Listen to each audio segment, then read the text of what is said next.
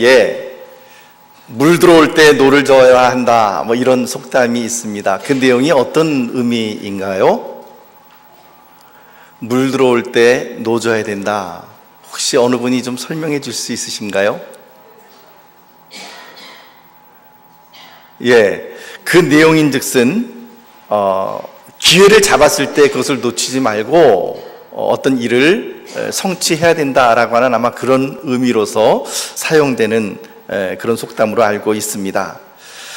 만사에는 타이밍이라고 하는 것이 있습니다. 그래서 전도서 말씀도 보면 우리들에게 그렇게 이야기합니다. 죽일 때가 있고 치료할 때가 있으며 헐 때가 있고 세울 때가 있으며 울 때가 있고 웃을 때가 있다. 뭐 이 외에도 굉장히 많은 때가 있습니다. 뭐 예를 들면 사랑할 때가 있고 미워할 때가 있으며 앉는 것을 가까이 해야 될 때가 있고 앉는 것을 멀리 해야 될 때가 있고 뭐 이런 종류의 타이밍에 대해서 계속해서 전도서에서 우리들에게 이야기를 해주고 있습니다. 타이밍은 정말 중요하죠. 여러분 야구 경기에서도 이 공이 투수가 던진 공과 그리고 타자가 휘두르는 그 배트가 정확하게 타이밍이 딱 들러맞아서 배트의 중심에 그 공이 맞게 되면 맞는 순간 타자들은 안 돼요. 이것이 홈런이구나 아니구나. 그래서 맞는 순간 제대로 타이밍이 맞으면 쭉쭉 뻗어나가서 담장을 넘어가는 홈런이 되는 것이죠. 그런데 조금만 타이밍이 어긋나면 어떻게 될까요? 잘못 맞아서 파울이 되거나 혹은 아니면 헛스윙해서 삼진 아웃 당하기 십상입니다. 오늘 5장 1절 말씀도 우리들에게 이스라엘 백성들이 지금 굉장히 좋은 타이밍을 만났다는 것을 보여주고 있죠. 5장 1절 말씀 우리 같이 한번 읽어봅시다. 시작. 요단 서쪽의 아모리 사람의 모든 왕들과 해변의 가나안 사람의 모든 왕들이 여호와께서 요단물을 이스라엘 자손들 앞에서 말리시고 우리를 건너게 하셨음을 듣고 마음이 녹았고 이스라엘 자손들 때문에 정신을 잃었더라. 마음이 촛농이 녹는 것처럼 불로 인해서 뜨거운 불로 인해서 촛농이 녹는 것처럼 마음이 뚝뚝뚝뚝 심장이 녹아내리고 그리고 이스라엘 자손들 때문에 정신을 잃었다. 이게 문자 그대로 히브리어로 보게 되면은 그 가나안 사람들의 마음 가운데에 혼이 빠져나갔다, 뭐 이런 뜻을 내포하고 있습니다. 혼이 빠져나가고 정신을 잃어버릴 정도의 이런 일들이 있었다는 것이죠. 근데 여러분 사실은 이 사건이 여기에서만 지금 기록되어 있는 것이 아니라 여호수아서 2장 11절 말씀, 10절 11절 말씀도 보면 두 명의 정탐꾼에게 기생 라합이 가나안 사람들의 마음에 대해서 이렇게 묘사하고 있는 모습을 봅니다. 너희가 애굽에서 나올 때 하나님께서 너희 앞에서 홍해 물을 마르게 하신 것과 그리고 너희가 요단 쪽에 있는 아모리 사람의 두 왕 시온과 오게에게 어떻게 행하여 그들을 멸절시켰는지를 듣고 우리의 마음이 녹았고 너희로 말미암아 우리가 정신을 잃었다, 이렇게 기록을 하고 있죠. 그러니까 이미 가나안 사람들의 마음 가운데는 홍해를 하나님께서 가르신 것, 그리고 이스라엘 백성들이 요단 서편에 있는 시온 왕 옥과 그리고 또한 두 왕 시온과 옥에게 행한 이 모든 일들을 그들이 듣고 이미 두려움과 마음이 녹아내린 상태인데 한술 더 떠서 이제는 어떤 사건까지, 어떤 소식까지 전해졌나요? 이스라엘 백성들이 뭐를 건넜다고요? 뭐를 건넜다고요? 요단강을 어떻게 건넜다고요? 배 타고 건넜나요? 걸어서 건넜나요?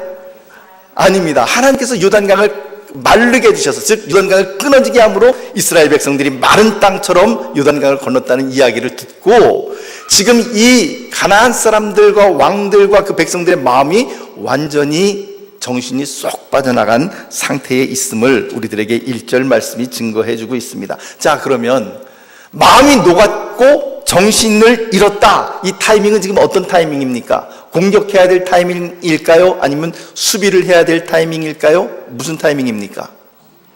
공격의 타이밍이죠. 당연히 이때 공격을 해 들어가지 않으면 언제 공격을 하겠습니까? 적군의 사기가 완전히 땅바닥을 기고 있고 그리고 이스라엘 백성들은 사기가 충천하고 이때 쳐야죠. 그런데 이상하게도 하나님께서는 여기에서 잠시 이스라엘 백성들을 멈추게 하십니다. 그리고는 뜬금없이 이스라엘 백성들에게 무엇을 명하냐면 할례를 받으라, 이렇게 명령을 하고 있습니다. 그 이유가 도대체 무엇일까요? 오늘 이 여호수아서 5장 1절부터 9절 혹은 1절부터 12절까지의 말씀은 굉장히 중요한 내용들이 많이 있기 때문에 한 2, 3주 정도 이렇게 걸쳐서 말씀을 강의를 해야 될 필요를 느낍니다. 그래서 오늘은 특별히 할례라고 하는 부분이 굉장히 강조가 되어 있기 때문에 이 할례라는 것이 도대체 무엇인지, 어떻게 생겨나게 되었는지, 그 할례를 지금 여기서 행해야 되는 이유가 무엇인지, 그 부분에 대해서 우리가 함께 잠시 생각해 보기를 원합니다. 할례를 처음으로 명령한 곳은 창세기 17장 말씀입니다. 그런데 창세기 17장 말씀을 살피려면 먼저 창세기 15장 말씀부터 우리가 스타트를 해야만 합니다. 창세기 15장 1절 말씀 우리 같이 읽어봅시다. 15장 1절 말씀 시작. 이후에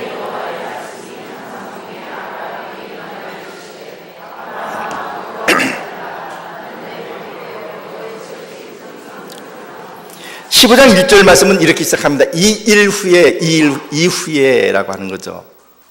이후에라고 하는 말은 그 앞에 있었던 창세기 14장 말씀이 이미 전제가 되어 있는 말씀입니다. 그 사건이 일어난 이후에라고 하는 거죠. 창세기 14장 말씀에서는요, 동방왕들의 연합군들이 그 소돔과 고모라를 칩니다. 그리고 소돔과 고모라를 치고 그 소돔과 고모라에 있는 사람들을 재산을 약탈하고 그 사람들을 노예로 전쟁포로로 끌고 가는 사건이 창세기 14장에 나타납니다. 그 전쟁포로 가운데 누가 끼어 있느냐? 롯과 그의 식솔들이 끼어 있습니다. 그래서 아브라함은 자기 집에서 키운 병사 318명을 이끌고 가서 이제 그 동방 왕들의 연합군들을 치고, 그리고 잃어버렸던 재물들뿐만 아니라 롯과 그 식솔들, 그리고 포로로 끌려갔던 사람들을 다 이렇게 되찾아가지고 오는 사건이 창세기 14장 말씀에 나타나 있습니다.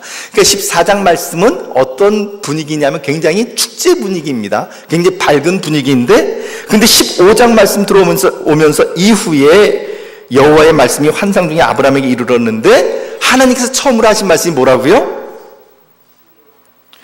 아브라함아, 두려워하지 말라. 여러분, 축제 순간 있는데 하나님께서 아브라함에게 너 두려워하지 말아라, 이렇게 이야기하면 굉장히 뜬금없는 이야기 아닙니까? 이 말의 의미는, 즉 하나님께서 지금 아브라함의 내면 가운데 위치하고 있는 두려움이 있다는 것을 알고 하나님께서는 아브라함에게 두려워하지 말라라고 명령하시고 계시는 것이죠. 그 아브라함이 그 승리의 그 즐거운 잔치, 개선장군과 같은 그런 즐거운 잔치 자리를 베풀어야 함에도 불구하고 지금 두려워하고 있는 아브라함의 그 두려움의 실체가 도대체 뭘까요? 그 두려움의 실체가 무엇인지 그 힌트를 2절 말씀이, 15장 2절 말씀이 우리들에게 가져다 줍니다. 15장 2절 말씀 같이 읽어봅시다. 시작. 아브라함이 이르되 주 여호와여, 무엇을 내게 주시려 하나이까? 나는 자식이 없사오니 나의 상속자는 이 다메섹 사람 엘리에셀이니이다. 하나님께서 너 두려워하지 말라 그랬더니 아브라함이 뭐라 그래요? 하나님 나에게 뭘 주시겠습니까? 나는 자식이 없습니다. 지금 아브라함이 두려워하는 것은 뭘까요? 자식이 없다는 거예요. 후사가 없다는 것입니다. 지금 그것이 그에게 굉장한 두려움으로 등장하고 있습니다.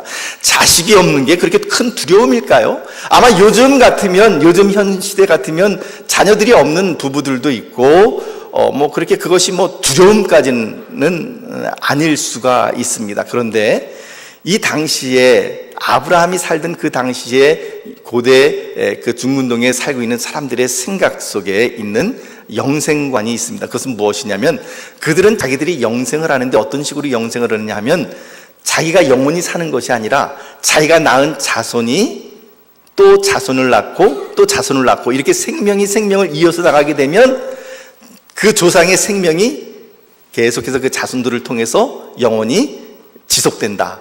이렇게 그 사람들이 영생관을 가지고 있었습니다. 그러니까 아브라함이 지금 이렇게 두려워한다, 후사가 없으므로 두려워한다는 말의 의미는 뭘 두려워하는 것이냐 하면, 그냥 단순히 내 상속자가 없어서 두렵습니다가 아니라, 우리 조상들로부터 이어져 내려온, 지금까지 나에게 쭉 누대에 걸쳐서 이렇게 내려왔던 이 조상들의 생명이 이제 후사가 없으므로 내 때에 끊겨지게 되니 그것이 두렵다라고 하는 말이 되는 것이죠. 그런 두려워하는 아브라함에게 하나님께서 이렇게 말씀하십니다. 15장 4절에서 5절 말씀을 우리 같이 읽어봅시다. 15장 4절에서 5절 말씀 시작. 여호와의 말씀이 그에게 임하여 이르시되 그 사람이 내 상속자가 아니라 내 몸에서 날짜가 내 상속자가 되리라 하시고, 그를 이끌고 밖으로 나가 이르시되 하늘을 우러러 무뼈를 셀 수 있나 보라. 또 그에게 이르시되 내 자손이 이와 같으리라. 하나님께서 약속해 주신 건 뭐냐면 그 집에서 기르고 너에게 지금 충성을 다한 그 종 엘리에셀이 너의 상속자가 되는 것이 아니라 너의 몸에서 난 그 아들이 바로 너의 상속자가 될 거야 라고 말을 하면서 아브라함을 이끌고 밖으로 끌고 나와서 하늘을 쳐다보라, 별들을 세어보라 이렇게 이야기합니다.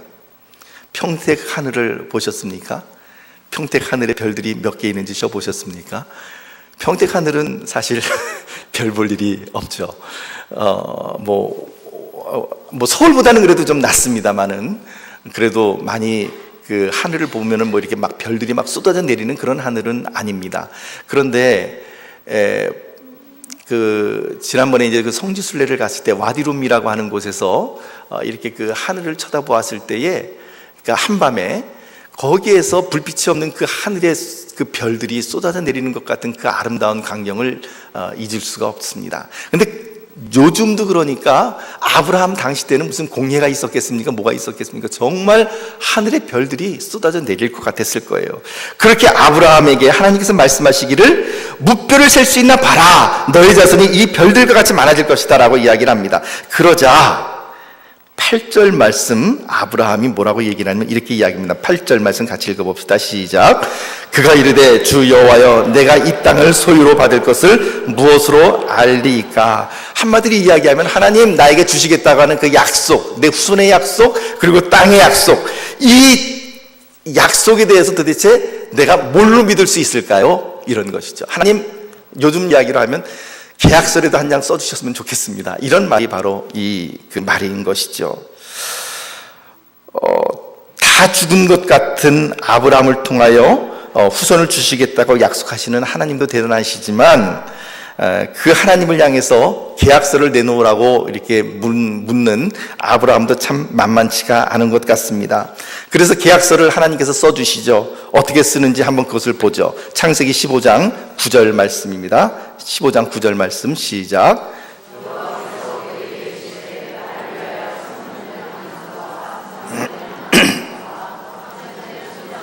산비둘기와 집비둘기 새끼를 가져올지니라. 17절 말씀을 또 봅니다. 17절 시작. 해가 져서 어두울 때에 연기나는 화로가 보이며 타는 횃불이 쪼갠 고기 사이로 지나더라. 지금 하나님께서 써주신 계약서는 어떤 거냐면요, 재물을 갖고 와라. 그런데 그 재물을 어떻게 해요? 반으로 쪼개라. 그리고 그 쪼갠 그 재물 사이로 하나님의 임재의 불이 지나가고 있는 모습을 볼 수가 있습니다. 고대 그 중근동, 즉 이제 그 아브라함 시대 때에 그때 그 이루어져 있는 그 계약의 관습 가운데에 그런 관습이 있었습니다. 아주 엄중한 계약, 이것은 번복할 수 없는, 파기할 수 없는 어떤 그런 계약이 있을 때는 그 계약의 당사자들이 재물을 선택해서 그 재물을 둘로 쪼갭니다. 그리고는 그 사이를 두 사람이 함께, 쪼갠 재물 사이를 두 사람이 함께 손을 잡고 지나가게 되는 것이죠. 그렇게 되면은 어떤 의미를 갖고 있냐 하면, 우리 두 사람 중에 누군가 한 사람이 이 계약을 파기할 경우 그 사람은 이 쪼개진 재물처럼 그 사람의 몸이 쪼개져 죽게 될 것이다 라고 하는 그런 서약을 하게 되는 것입니다. 그러니까 재물 사이로 그 두 사람이 들어간다 라고 하는 것은 죽음을 걸고 하는, 생명을 거는 계약이라고 하는 것이죠. 그런데 그 쪼갠 재물 사이를 누가 지나가셨냐면 하나님께서 지나가셨습니다. 하나님의 생명을 걸고 아브라함에게 약속을 해주신 것이죠. 자, 그렇게 하나님께서 계약서를 써주셨습니다. 그런데 1년이 지났습니다. 2년이 지나고 3년이 지나고 10년이 되어도 아브라함에게 자손이 생기질 않습니다. 그러자 창세기 16장 3절 말씀은 이런 사건을 우리들에게 기록을 하죠. 16장 3절 말씀 같이 읽어봅시다. 시작. 아브라함의 아내 사레가 그 여종 애굽 사람 하갈을 데려다가 그 남편 아브라함에게 첩으로 준 때는 아브라함이 가나안 땅에 거주한 지 10년 후였더라. 여러분, 왜 10년이라고 하는 단어가 여기서 나타나고 있을까요? 아브라함 시대와 같은 어떤 족장 시대에 그 당시에 그 중근동에서 어떤 일들이 일어났는지, 그 당시에 관습이 무엇인지 우리가 정확하게 알 수는 없지만 어느 정도 힌트를 주는 그런 기록들이 남아 있습니다. 이라크 북서쪽 쪽에 고대 도시 가운데 누지라고 하는 도시가 있는데, 그 누지라고 하는 곳에서 토판이 발견됐습니다. 이 토판은 무엇이냐면, 요즘이야 그 종이를 쓰거나 혹은 종이가 없었을 당시에는 양피지에 이렇게 계약을 이렇게 쓸 수도 있지만, 양피지도 없고 종이도 없을 당시에는 사람들이 어떻게 기록을 했냐면, 진흙을 이렇게 이겨서 그것을 평평한 토판으로 만들고, 그리고 그 토판에 글자를 새깁니다. 그리고 그것을 불로 굽든지 아니면은 그늘에서 말리든지 해서, 이제 그 토판이, 진흙판이 마르게 되면 어떻게 될까요? 딱딱하게 이제 굳으면서 그 안에 새겨진 글자는 변할 수 없는 그런 글자가 되는 것이죠. 그처럼 진흙판 위에 새긴 글자를 토판이라고 이렇게 이야기를 합니다. 서판이라고 이야기를 하는데, 그 누지에서 발견된 토판이 굉장히 엄청난 양의 토판이 발견이 되었습니다. 그 토판이 아직까지도 다 해석이 되지는 않았지만, 그 토판을 분석을 해보니까 그 누지 토판이나 고대의 함무라비 법전을 살펴보면 그 당시의 족장시대의 관습 가운데 이런 관습이 있었음을 우리들에게 보여줍니다. 남편과 한 남자와 한 여자가 같이 결혼을 했어요. 근데 결혼을 했는데 이 두 사람 사이에 안타깝게도 자녀가 없는 거죠. 그러면 그 당시의 법률은, 그리고 관습은 어떤 것이었냐면, 10년이 지나도록 두 사람 사이에 자녀가 없을 때는 부인이 자기의 몸종을 남편에게 주거나, 혹은 몸종이 아니라면 다른 여인을 데려다가 자기 남편에게 첩으로 주어 후사를 잇게 하는 것이 그 당시의 관습이었습니다. 그러니까 지금 창세기 16장 말씀 보면, 사레가 그 여종 애굽 사람 하갈을 데려다가 그 남편 아브라함에게 첩으로 준 때는 아브라함이 가나안 땅에 거주한 지 10년 후였다라고 하는, 이 10년이라고 하는 단어는 이것이 그냥 나온 것이 아니라 그 당대의 관습이었음을 우리들에게 보여주고 있는 것이죠. 관습을 따라 아내 사레는 자신의 몸종 하갈을 아브라함에게 취하도록 주었습니다. 근데 이제 요번에 이제 제가 이쪽 방면으로 페이퍼를 이제 하나 썼는데, 연구를 하다 보니까 굉장히 흥미로웠던 게, 남자가 이 당시에 자녀가 없다 그래서 자기가 스스로 첩을 취할 수 있는 것이 아니라 반드시 본부인이 그 첩을 얻어줘야만 하는 것이었습니다. 그래서 사라는 당대의 관습을 따라 아브라함에게 자기의 몸종 하갈을 취하게 주었습니다. 그런데 여러분, 이 사라가 그리고 아브라함이 행했던 것은 무엇을 따라 행한 것입니까? 그러니까 그 당대의 관습을 따라서, 소위 말해서 많은 사람들이 다 그렇게 행하고 있는 것, 그것을 따라서 행한 것이었음을 우리에게 보여주는 구절인 것이죠. 그런데 바로 여기에 문제가 있습니다. 예수 믿는 사람들, 우리가 하나님을 믿는다 그럴 때 우리들의 삶의 원리와 신앙의 기초는 어디에 근거를 해야 되는가 라고 하는 질문을 바로 이 창세기 16장 말씀이 우리들에게 던져주고 있는 것이죠. 우리는 무엇을 따라 판단해야 되고 무엇을 기준으로 삼아야 되는가? 세상 사람들의 관습과 법과 상식과 논리와 그런 것들을 따라 우리가 살아가야 할 것인가? 성경 말씀은 우리들에게 그렇게 이야기하고 있지 않습니다. 사람들이 그렇게 살아가니까, 많은 사람들이 그렇게 행하니까가 아니라 하나님께서 우리들에게 뭐라고 말씀하시는가, 그것을 따라 살아가야 함을 우리들에게 보여주고 있는 것이고, 그것이야말로 믿음의 삶이라고 하는 것을 우리들에게 보여줍니다. 어젠가요? 그저께인가요? 신문을 보니까 서울시에서 또다시 이제 퀴어 축제를 지금 허락할 움직임을 보이고 있습니다. 퀴어 축제라고 하는 것은 여러분께서 잘 아시는 것처럼 동성애 축제입니다. 근데 이 동성애 축제라고 하는 것은 물론 그들이 이야기할 때는 지금 현 세대의 흐름이 그렇다라고 말을 할 수도 있을 것이고, 인간의 인권을 위해서 그렇게 해야 될 것이다라고 하는 말을 할 수도 있겠지만, 그러나 우리가 지금 살펴보아야 할 것은 현재 사람들의 관습이나 현재 법령이나 혹은 현재 흐름이 아니라 하나님께서 그 동성애에 대하여 우리들에게 뭐라고 말씀하시는가, 그것이 너무나도 중요한 것이죠. 하나님은 남색하는 것, 여색하는 것, 이 부분에 대해서 결코 용납하지 않으십니다. 하나님께서는 그것을 기뻐하지 아니하시고 그것을 혐오하십니다. 그렇다면 하나님께서 우리들에게 명령하시는 바를 따라서 우리도 그 부분에 대하여 결정해야 되고 또한 그것에 대하여 우리가 행동을 해야 될 것이라 생각을 합니다. 남들이 다 하기 때문에 혹은 당대의 관습이 그러니까 흐름이 그러니까 라고 하는 말은 신앙의 모습이 아닌 것이죠.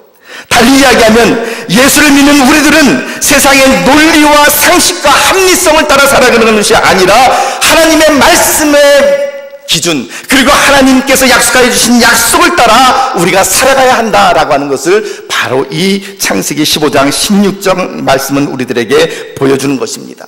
하나님께서 아브라함에게 약속하여 주셨다면 10년이 아니라 20년이 지난다 할지라도 그것을 그냥 그대로 말씀을 지키며 약속을 기다려야 옳은 것이죠. 그런데 아브라함은 그것을 어떻게 합니까? 아브라함과 그것을 기다리지 못합니다. 세상의 관습을 따라 자기 힘으로 문제를 해결하려고 합니다. 그래서 태어난 게 누굽니까? 그래서 태어난 게 이스마엘이죠.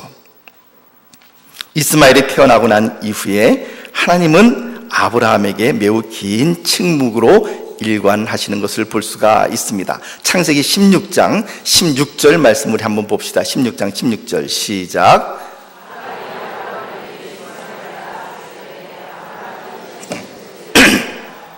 하갈이 아브라함에게 이스마엘을 낳았을 때 아브라함이 86세였더라. 바로 근데 그 다음 구절인 창세기 17장 1절 말씀은 이렇게 기록을 합니다. 17장 1절 말씀은 한번 읽어볼까요? 시작. 아브라함이 99세 때에 여호와께서 아브라함에게 나타나서 그에게 이르시되 나는 전능한 하나님이라 너는 내 앞에서 행하여 완전하라. 창세기 16장 16절 말씀과 17장 1절 사이에 한 절 차이인데 몇 년의 세월이 지금 거기에서 간극이 있나요? 86세에 이스마엘을 낳았는데 99세에 하나님께서 아브라함에게 말을 걸고 있는 모습을 봅니다. 그러니까는 13년 동안 하나님께서는 아브라함에게 침묵을 하고 계셨던 것을 볼 수가 있습니다. 아브라함이 99세 되는 해 이스마엘이 즉 태어난 지 13년이 지난 그 어느 날 긴 침묵을 깨뜨리고 하나님께서 드디어 아브라함에게 입을 여셨는데 그 첫마디가 무엇이었습니까? 17장 1절 말씀을 다시 한번 띄워봐 주시죠. 그 첫마디가 무엇이었습니까? 나는 전능한 하나님이라. 하나님께서 처음 하시는 말씀이 아니 엘샤다이, 나는 전능한 하나님이다, 이렇게 말씀을 하고 있는 것이에요. 이 전능한, 나는 전능한 하나님이라는 이 말씀의 이면에는 아브라함을 향한 질책과 그리고 또한 아브라함을 향한 안타까움이 서려 있는 말씀입니다. 그러니까 달리 이야기하면 이런 말씀이죠. 아브라함아, 내가 누구냐? 나는 전능한 하나님이지 않느냐? 내가 전능하다는 것을 너가 믿는다면 10년이 아니라 20년, 30년이 지난다 할지라도 너는 나의 약속을 끝까지 신뢰하고 기다려야 되는데 왜 그것을 기다리지 못하고 내 힘으로 이스마엘을 낳았느냐라고 하는 것이 바로 아브라함을 향한 하나님의 말씀이었습니다. 그리고는 나는 전능한 하나님이라 너는 내 앞에서 행하여 완전하라 라고 말씀하신 이후에 9절에서 10절 말씀, 드디어 할례의 말씀이 등장을 합니다. 9절에서 10절 말씀 같이 읽어봅시다. 시작. 하나님이 또 아브라함에게 이르시되 그런즉 너는 내 언약을 지키고 내 후손도 대대로 지키라. 너희 중 남자는 다 할례를 받으라. 이것이 나와 너희와 너희 후손 사이에 지킬 내 언약이니라. 하나님께서는 이제 아브라함에게 뭐라고 말씀하시냐면 너희 남자가 다 할례를 받아라. 이 할례야말로 나와 너희와 그리고 후손 사이에 지킬 내 언약이다 라고 말씀을 하시고 있는 것이죠. 이 언약은 앞서 우리가 함께 살펴보았던 창세기 15장의 계약의 내용과 어느 정도 연관이 있는 것을 볼 수가 있습니다. 15장에 나타난 그 계약의 내용이 무엇이었죠? 무엇을 쪼갰다고요? 재물을 쪼갰다고요. 그리고 그 재물 사이로 지나가는 사람은 어떤, 계약의 당사자는 어떤 의무를 진다고요? 그 계약을 파기하면 죽음으로써, 자기의 생명으로서 그 계약 파기에 대한 책임을 져야 된다라고 하는 것이었습니다. 그래서 하나님은 이제 아브라함이 하나님과의 그 언약의 말씀을 어겼기 때문에 이제 그 아브라함을 죽여야만 하는 것이죠. 그래서 하나님은 아브라함을 죽이십니다. 물론 진짜로 죽이진 않으시죠. 어떻게 죽이시느냐 면 할례를 통하여 아브라함을 죽이고 있는 것입니다. 로마서 4장 말씀 보면 아브라함이 이삭을 낳을 때에 그 자신이 죽은 몸 가운데서 낳았다라고 기록을 하고 있습니다. 그 말의 의미는 물론 아브라함이 생물학적으로 나이가 너무 많아서 이제 자녀를 낳을 수 없는 그런 상황 가운데서 하나님께서 은혜로 아브라함에게 자녀를 주셨다. 그런 말이 1차적이겠죠. 그런데 여기에서 한 걸음 더 나아가서 우리는 이렇게 해석을 할 수도 있을 것 같습니다. 무슨 말이냐면 아브라함이 나이가 많아들었을 뿐만 아니라 이제 할례를 받음으로 그가 죽은 것처럼, 하나님에게는 죽은 것처럼 여김을 받은 것이고, 죽은 몸과 같은 상태에서 그 아들을 낳았다라고 하는 것은 할례받아 죽은 몸에서 낳았다라고 하는 뜻으로 우리가 해석을 할 수도 있을 겁니다. 할례는 한마디로 이야기하면 인간의 가능성에 대한 죽음의 선포, 그것이 바로 할례라고 하는 것입니다. 아브라함이 할례를 받고 낳은 자식이 바로 누구냐면 이삭이죠. 여기서 우리는 아주 굉장히 중요한 의미를 발견할 수 있습니다. 아브라함이 할례 전에 낳은 자식은 이스마엘인데, 그 이스마엘은 자기 자신의 노력으로, 자신의 뜻대로 생물학적인 힘이 남아있을 때에 자기의 뜻대로 낳은 자녀가 바로 이스마엘입니다. 그리고 할례를 받고 난 이후에, 즉 그가 하나님 안에서 이미 죽은 것처럼 그렇게 여김받고 난 이후에 낳은 자식은 자기의 생물학적인, 즉 아브라함의 능력으로 낳은 자식이 아니라 전적으로 하나님의 은혜로 말미암아 낳은 자식이라고 하는 사실을 우리들에게 보여주는 것입니다. 달리 이야기하면 인간적인 아브라함, 생물학적인 아브라함은 죽고 언약의 아브라함이 낳은 자식이 바로 이삭이다. 그렇게 우리가 볼 수 있는 것입니다. 그래서 이삭을 우리는 약속의 자녀라고 하는 것이죠. 이제 여호수아서 말씀으로 다시 돌아옵니다. 하나님은 가나안 백성들의 사기가 그처럼 땅에 떨어져 있는 그 상황에서 그냥 밀고 들어가서 쳐버리면 좋을 것 같은데 왜 그 백성들을 모아놓고 할례를 받게 합니까? 그 가나안 땅이 가지고 있는 상징적인 영적인 의미가 있습니다. 그 땅은 어떤 땅인가 하면 그리스도의 통치에 순종해야 하는 땅이요 너희들의 힘으로 사는 땅이 아니다 라는 것을 보여주는 것입니다. 하나님의 은혜와 예수 그리스도의 주 예수의 보혈의 공로로 힘입어 순종함으로 살아가는 땅이 바로 이 가나안 땅이다 라는 것을 분명히 보여주는 것이죠. 그래서 가나안 입성을 위한 전쟁을 눈앞에 두고 하나님께서는 이제 할례를 명하는 것이죠. 할례를 받는다는 것은 무엇이라고요? 인간의 모든 가능성이 끊어지는 것입니다. 인간이 죽는 것이고 거기서 누가 사는 것입니까? 하나님께서 사는 것입니다. 사랑하는 성도 여러분, 예수를 믿는다라고 하는 것은 복잡한 듯 보이지만 사실은 간단합니다.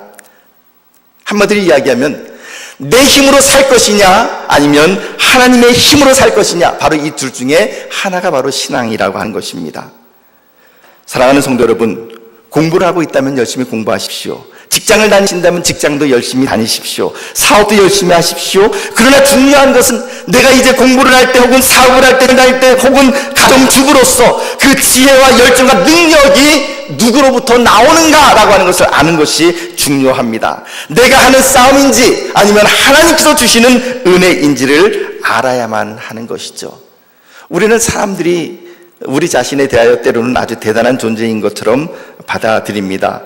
어떤 면에서 보면 사람은 참 대단한 존재입니다. 그러나 어떤 면에서 보면 사람은 참 별것 아닌 존재입니다. 예를 들어서 뇌 속에 있는 실핏줄 하나가 잘못되어 터지면 꼼짝없이 그 순간부터 누워서 누군가의 수발을 받아야만 먹을 수 있고, 그리고 또한 용변을 볼 수 있는 것, 그것이 바로 인간이라고 하는 것입니다. 그러므로 우리는 매 순간마다 겸손하게 우리의 연약함을 하나님 앞에 고백하며 매일마다 우리가 할례 받은 자로서, 즉 예수 그리스도 안에서 이미 우리가 죽은 자라고 하는 사실들을 명심하며 살아가야만 하는 것입니다. 이삭을 통해서 그리스도께서 오셨습니다. 내가 건너야 할 강을 그 예수 그리스도께서 대신 건너 주셨고, 내가 죽어야 할 강에서 그분께서 대신 죽으셨습니다. 이것이 예수 그리스도께서 받으신 세례요 그리스도의 복음이며 할례의 사건인 것입니다. 2000년 전 그리스도께서 십자가에 못 박히셔서 내 죄를 대신해서 죽으셨을 때에 나도 그 속에서 죽어라라고 하는 사실을 우리가 분명히 고백하며 나가는 것, 그것이 바로 할례의 사건입니다. 이 할례의 사건을 신약에서 갈라디아서 2장 20절 말씀이 가장 정확하게 보여주죠. 갈라디아서 2장 20절 말씀 우리 같이 한번 읽어봅니다. 시작. 내가 그리스도와 함께